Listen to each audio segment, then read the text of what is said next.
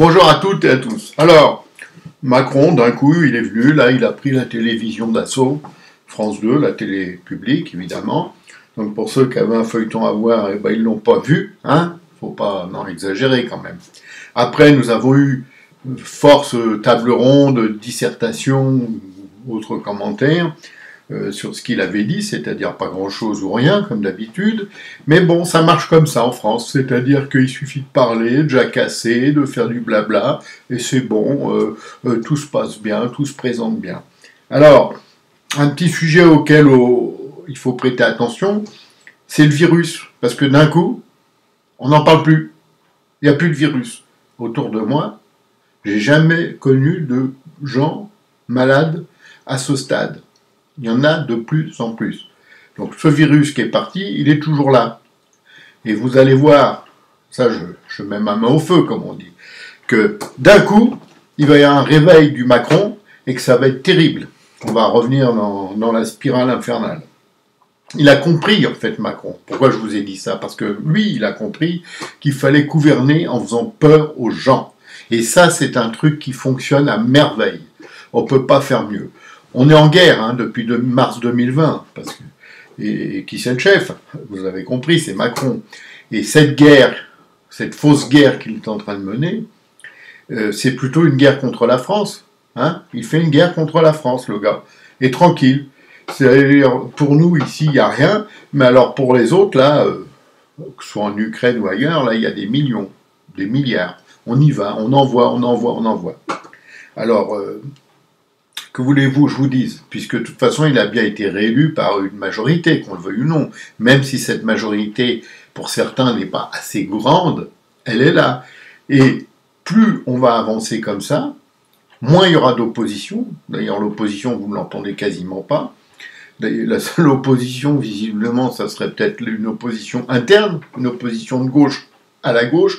Et on aurait deux gauches qui s'affrontent, mais enfin, bon, au bon moment, vous inquiétez pas, ils seront ensemble. Et on continue comme ça, comme si de rien n'était, comme on rase gratis, tout va très bien. Tenez, je vous donne un exemple concret. D'une main, on vous supprime un impôt, la redevance télé pour cette année, et de l'autre main, on vous crée un nouvel impôt qui est l'impôt poubelle. Mais alors, bizarrement, les journalistes, les médias, l'opposition, la droite, le centre, le centre mou, enfin, personne n'en parle. C'est comme si rien n'existait. C'est comme si tout était invisible. Et pourtant, c'est là. Le même jour, j'ai reçu une lettre des impôts. Je me suis dit, qu'est-ce qu'ils me veulent? Me disant, vous n'avez plus, pour cette année, de taxes audiovisuelles à payer. C'est cadeau. Et deuxième lettre de la région, hop, la taxe spéciale pour les ordures. Voilà. Donc ce qu'on m'a donné d'un côté, on me l'a repris de l'autre. C'est tout simple. Mais ça, c'est un truc qui passe comme une lettre à la poste. D'ailleurs, Macron, il avait créé l'impôt inondation. Personne n'a rien dit, personne n'a rien vu. À croire que les gens ne suivent plus leur compte bancaire. Parce que franchement, ça se voit quand même. C'est pas des petites sommes à chaque fois. Eh ben non, plus rien. Donc le gars, il peut tout se permettre, il peut faire croire que c'est lui qui va expliquer à Poutine maintenant comment il faut faire la paix et tout. Il n'a rien compris. Je vais vous dire un truc, il n'a rien compris. Parce que je ne peux pas imaginer un seul instant, sans prendre position pour un ou l'autre pays, que Poutine, la Russie, soit en difficulté face à l'Ukraine. Tout ça, ça procède d'un mécanisme classique dans les pays de l'Est, de ce que j'appellerais de l'enfumage, quoi. On enfume l'ennemi avant de le brûler, entre guillemets les mots. Ne les prenez pas au premier degré, sinon je vais me faire suspendre de partout. Donc voilà. Et ça, c'est dramatique. Là, parce que en même temps, pendant qu'on rase gratis, donc, la France s'effondre. Parce que c'est ça qu'il faut voir. La France s'effondre. L'économie est au plus bas. Il y a des pénuries. Moi, je vais vous dire, j'ai un certain âge, vous vous en doutez, je n'ai jamais dans ma vie connu de pénurie dans des magasins d'alimentation, des grandes surfaces, enfin tout ce que vous voulez. Je n'ai jamais connu. C'est la première fois de ma vie, je vous le dis, en 2022, que j'affronte des pénuries pour manger. Deuxième chose, j'ai jamais connu hein, de manque d'énergie, non plus dans ma vie, sauf depuis 2022.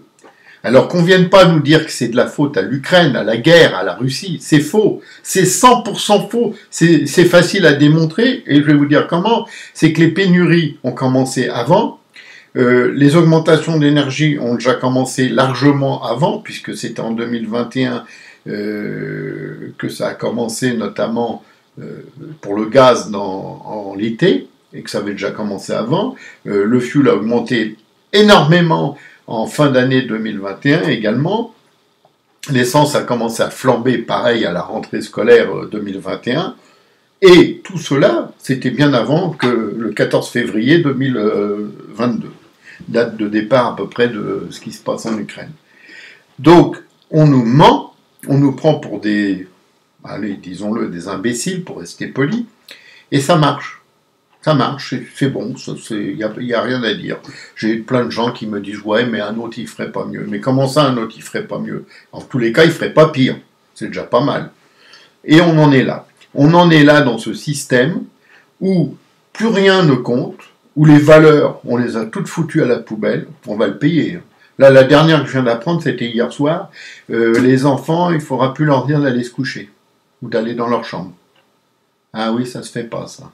Dans notre monde merveilleux là de baba cool, de bobo et de gogo, on ne pourra plus dire petit, va dans ta chambre. Ah non, ça c'est pas bien, ça va être interdit. C'est interdit par l'Europe, hein, déjà.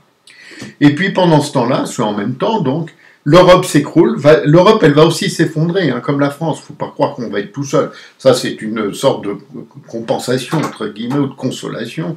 On va tous, vers un effondrement genre 1929. Il ne faut pas se tromper là-dessus, parce que ça va arriver très vite.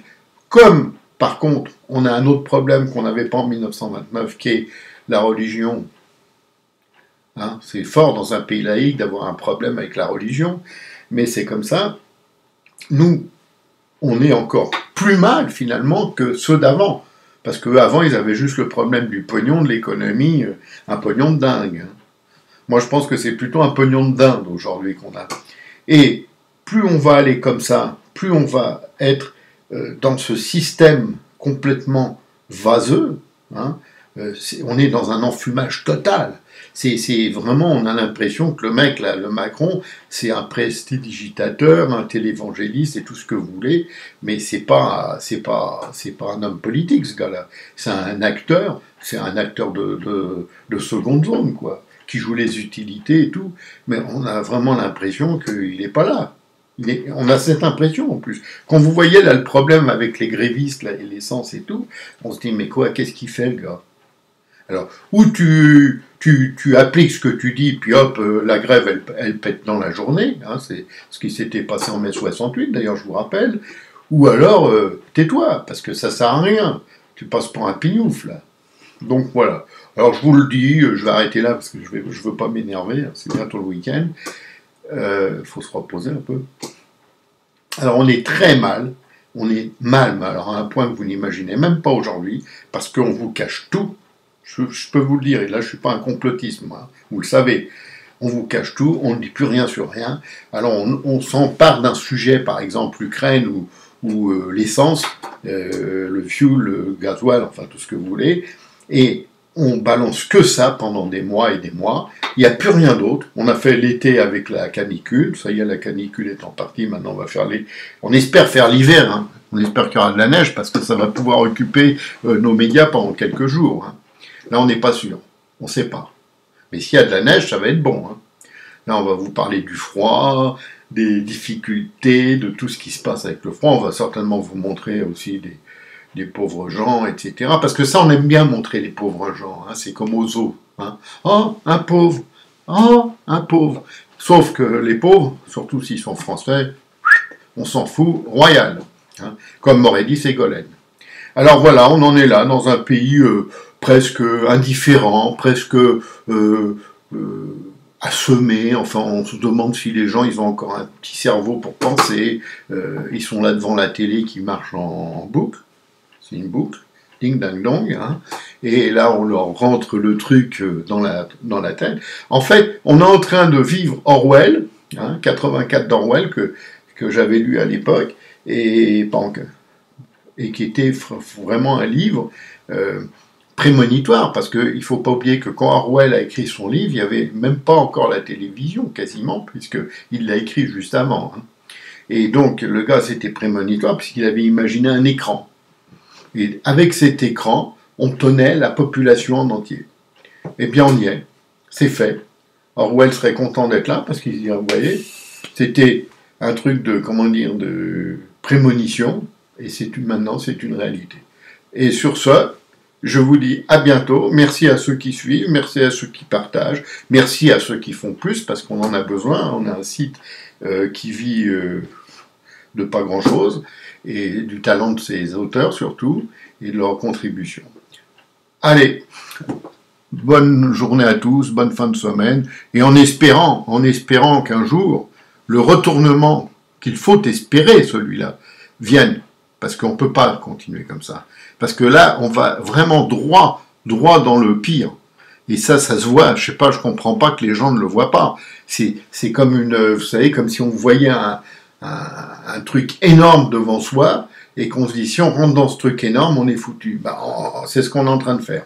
Bon, allez, je vais être un peu plus gai, et je vous dis à bientôt.